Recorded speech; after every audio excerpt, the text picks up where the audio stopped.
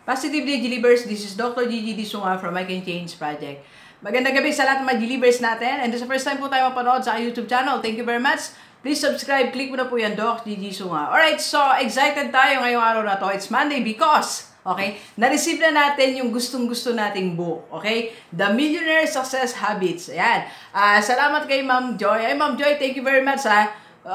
Nag-vlog lang ako once, so parang nagkausap kami. So, ito na. Na-deliver na nung Saturday pa actually sa school namin. Nakuha ko kanina. So, I love it. Na-excite ako. Kanina nagda-drive ako. Gusto ko lang magbasa while driving. Anyway, thank you very much. So, ito ay na-excite ako kasi this contains specific habits as advertised sa Facebook. Okay? So, gusto ko kasing i-discuss one by one ang mga, I think, may 36 habits ata dito, parang nabanggit nila. So, let's see. Kanina naka-first few pages na ako at nakakuha na tayo ng isang habit, okay? So, ganito mga delivers gagawin po natin siyang parang daily. Yan, daily natin siya, study or daily lesson na gagawin natin. So, sisimulan natin ngayon, Millionaire Success Habits, alright? So, eto na. Doon sa mga kanina, may nag-message na sa akin na nagsabi, Doc, i-vlog mo ang content. Eto na po, nagsulat na ako ng, may kasama na siyang application. So, based sa principle, okay, and then i-apply na natin sa buhay natin, alright? So, eto na, first habit na nakuha ko kanina while I was browsing the book. First, ano pa lang ako, wala pa ako sa page 1 pala. Wala pa tayo sa page 1. Nakuha ko na agad yung first habit niya. Okay, number 1 is, eto, in everything you do, always do your best. Yan, di ba? Ang ganda. In everything you do, do your best. In everything, in all the things that you're doing, always do your best. Give your best shot. Ayan, so yun yung first habit na dapat nating matutunan sa buhay natin, sa araw-araw na buhay natin, sa araw-araw na transaksyon, activities natin. Dapat make sure, okay, at the end of the day, pag tinanong ka, how did you do your task? Di ba? Anong ginawa mo maghapon? Yung bang ginawa mo na yon, yun na ba yung best way na dapat mong ginawa? Okay, so ano ba yung mga paraan? Ano bang, paano ba natin mapapakita yung in everything we do, we always give our best shot, okay? Or always do your best, alright? So first, always do your best regardless how big or small the task is, alright? So kahit gaano kaliit yung task, di mo, Doc G, maliit lang naman yung task ko di ba? Janitor lang naman ako di ba? So kahit janitor ka, security guard ka, ganyan lang kasimple yung task mo, di ba? Do your best. One time, meron akong pinuntahan. Alam nyo ba yung security guard po nila? Meron po siyang dala na malaking payong. So, in case na umulan, in case na sobrang init, okay, kung visitor ka, di ba? So, assisting, may payong. Si kuya, may payong. Sino makakaisip na security guard ka? Magdadala pang malaking payong. Alam mo yung payong na yun para sa guest nila. It's doing his best. Di ba? Maliit na task. Alright? So, kahit na ikaw na yung pinaka-Doc G, hindi naman ako, dito lang ako.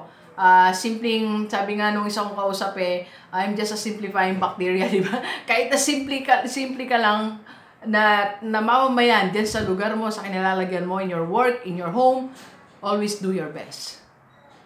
Di ba? That's doing your best. Gaano ba kalaki yung task na ibinigay sa'yo? Maliit pa lang Alam mo kaya minsan baka hindi ka nabibigyan ng malaking task, baka hindi mo nabibigay yung best mo. Baka kaya hanggang dyan lang yung task na ibinibigay sa'yo, kahit kailan hindi ka naging leader. Napansin mo ba? Ilang taon ka na dyan sa company? Naging leader ka na ba? Di ba? Naging chairman ka na ba?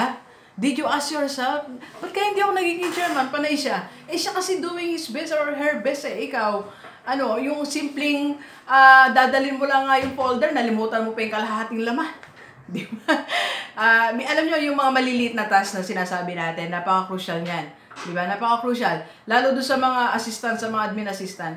Ako pag umaalis, one time, nung nag-seminar ako, may assistant ako, si Jeff. Ay, Jeff, malapit na siya maging engineer. 3 years ago, nalimutan yung isa namin pinakamahalagang bagay. Maliit na bagay lang siya, pero nalimutan yung bumili ng Skyflakes.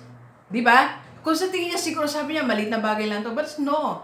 Di ba? That contributes to my 3-hour session. Di ba? So, yung maliit na task na binigay sa'yo, do your best. Di ba? So, my question for today is, are you doing your best in your small tasks? Di ba? Ito lang yung task ko. O, di, manager ako, marami akong ginagawa. The more na dapat gawin mo yung best mo. Kasi pag once na namali ka, ang daming tao sa baba mo. Lahat na yan, mamamali. Di ba? So, always do your best, regardless how big or small yung task na ibinigay sa'yo. Alright? Second, paano mo ba ipapakita that you're doing your best? Again, from this book, Millionaire Success Habits by Dean. Alright? Okay, second is, regardless if your boss is around or not, do your best. May nakakakita sa'yo o wala, you do your best. Nandyan yung boss mo sa paligid, do your best. May CCTV or wala, do your best. Kasi minsan, di ba, maanggulo pa tayo eh. Abot kaya ako sa CCTV ng boss ko. Di ba? So, kahit may CCTV or wala, you do your best. Nandiyan boss mo, wala. Kamag-anak ng boss mo, you do your best. Anytime.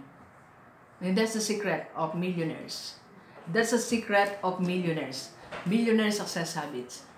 Di ba? So, yun yung habit nila. Yan yung ginagawa nila lagi.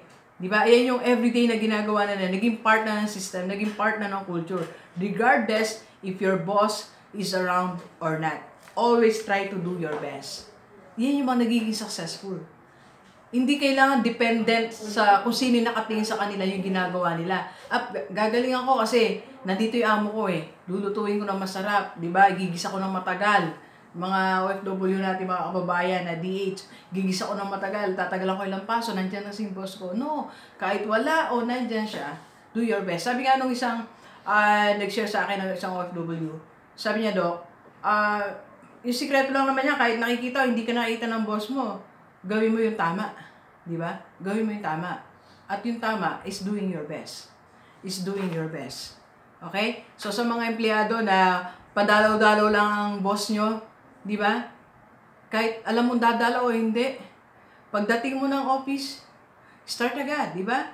Use your break wisely. Sa break ka lang mag-break, di ba? Yung uwi ka, hindi yung dapat alas 5 sakto, di ba? Nakaganon ka na, mag-out ka na. Kasi pag gumabot ka ng 5:02, parang sasabog, di ba? Naguna yung mga tao sa pag-out eh. Pag 5 sakto, ako na may nagtataka. Nagmamadali silang umuwi. Pag uwi, wala namang gagawin. Di ba? Alright? And number 3, always do your best in everything you do. Again, from this book. Okay? Ito, ini-interpret na natin. Okay? So, ito yung kasi yung sinasabi ni Dean. Okay? So, regardless if the company is yours or not. Regardless if the company is yours or not. You always do your best, di ba? Doc G, binabayaran lang naman ako. Kaya nga, the more na dapat mong gawin yan because baka time will come, di ba? Makita ng boss mo, you're doing your best. I-promote ka, di ba? Kahit hindi sa iyo yung company na yan. Kasi pag naging matatag ang company na yan, definitely may kinabang ka. It's either tataas ang sweldo nyo, magkakaroon kayo ng ibang benefits. Di ba? Like in our school. So, meron kami, napapasalamat ako sa president namin, meron kami health card. We have Baxicare na na lahat ng mga nagkakasakit sa amin, check up tuloy kami, pa-check up kasi libre. Di ba? So, yun kasi, dahil nakikita ng boss nyo that you're doing your best, ginagantihan yan, and they know it. So, kahit hindi sa iyo yung company, kahit hindi sa iyo yung school na pinagtatrabuhan mo, always do your best. Alright?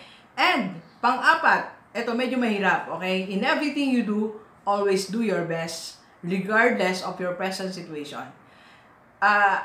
Alam ko yung situation natin, hindi laging okay. We're not always okay, di ba? Kahit may kantang ox lang ako. Di ba may kantang ganon? Ox lang ako. Napakinggan ko kasi doon sa assistant ko eh. Hello sa aking assistant ha. Yung mga gusto niya kasi millennial po siya. So, yung mga kanta niya, ox lang ako. Di ba? So, minsan hindi tayo ox, di ba? Minsan hindi tayo okay. But you still have to do your best. Yung personal problem mo, it's not an excuse, Irene. It's not an excuse, okay? Oh, my God. It's not an excuse para gawin mo yung best mo sa yung work. Yung financial problem mo is not an excuse, okay, para hindi mo gawin yung best mo. Yung kinakaharap mo ngayon na crisis or whatever you have in front of you is not an excuse para hindi mo gawin yung best mo. Alright? So, in everything you do your best regardless of your present situation. My question is, what is your present situation? Doc G, ang dami kong problema. Ang dami kong utang, ang dami kong bayarin. Problema ko asawa ko, problema ko anak ko, problema ko hindi kami magkasundo sa bahay, may gap, di ba? So, meron akong sakit, I'm not okay. Ang dami gumugulo sa isipan ko. Regardless of your present situation, you still have to do your best. That's the rule. And these are the secrets of millionaire. So my question this evening, do you want to be a millionaire? Gusto mo ba maging millionaire? Okay? So if you want to become a millionaire, your first habit, alright? In everything you do, always do your best. Regardless how big or small the task is. Second, regardless if your boss is around or not, nabanggit mismo yan dito sa book. Okay, number 3, regardless if the company is yours or not. Or regardless of your present situation, you still have to do your best. Okay? Now, my challenge to you is, kung 1 to 10, 10 is the highest, ganun ba yung best na ginagawa mo? How do you do your task? Umabot ka na ba ng 10? Kung di pa, Doc, nasa 6 pa lang ako, nasa 7. You can start today. Right now. After watching this video, if you want to become successful, level up your performance, diba? Level up your productivity. Okay? You have to adopt the millionaire's first success habit.